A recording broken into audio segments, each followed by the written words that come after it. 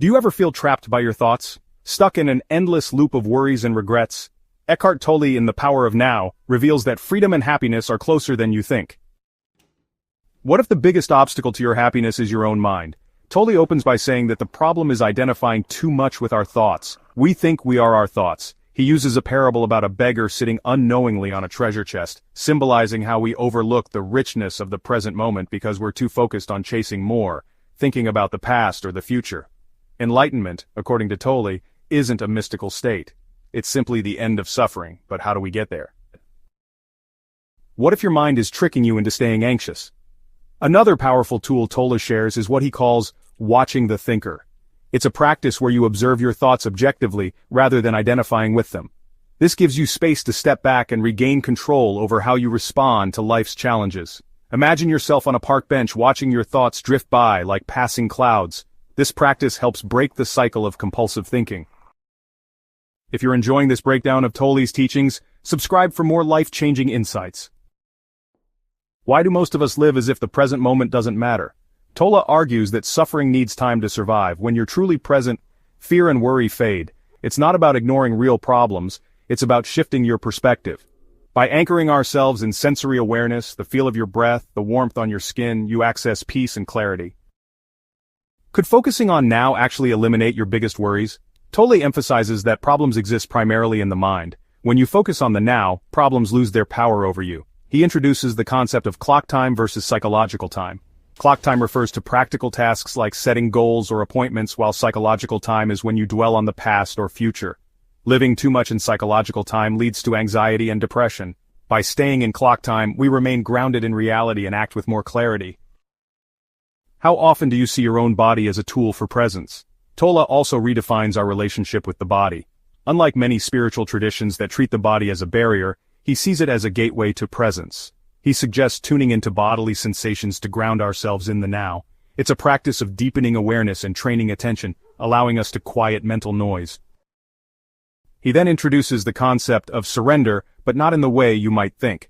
Surrender isn't about giving up. It's about accepting what is without resistance. By releasing the need to control everything, we align with the flow of life. This isn't passive. From that space of acceptance, aligned action naturally arises. Imagine letting go of struggle and tapping into a deeper power to guide your decisions. Tolle explains that the ego is a major cause of human suffering. The ego thrives on separation, comparison, and fear.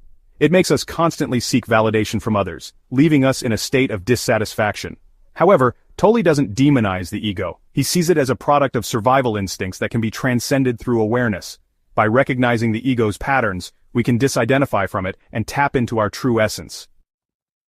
What if your unresolved emotional pain is sabotaging your relationships? This shift has profound implications for relationships. Tolle explains that unresolved emotional pain, what he calls the pain body, often fuels conflict in relationships. When triggered, this pain body leads to reactive behaviors, perpetuating cycles of conflict. Healing begins with presence, becoming aware of your thoughts and emotions without letting them control you. Instead of trying to change your partner, Tolle advises creating a space of acceptance where both partners feel safe to grow and evolve. Tolle also touches on feminine energy, noting that qualities like empathy, intuition, and connection can bring us closer to spiritual awakening. He acknowledges the collective female pain body, shaped by generations of trauma, and stresses the need for awareness and compassion in healing this deep well of pain. He offers a profound insight about communication as well. True communication involves deep listening, not just hearing words, but fully engaging with the person speaking. This presence in conversation allows for greater connection and understanding. Before we dive into the final insight, don't forget to subscribe for more transformative content like this.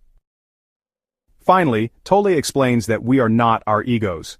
Our true identity is the still, observing awareness beneath all thoughts and emotions. He uses the analogy of a movie screen.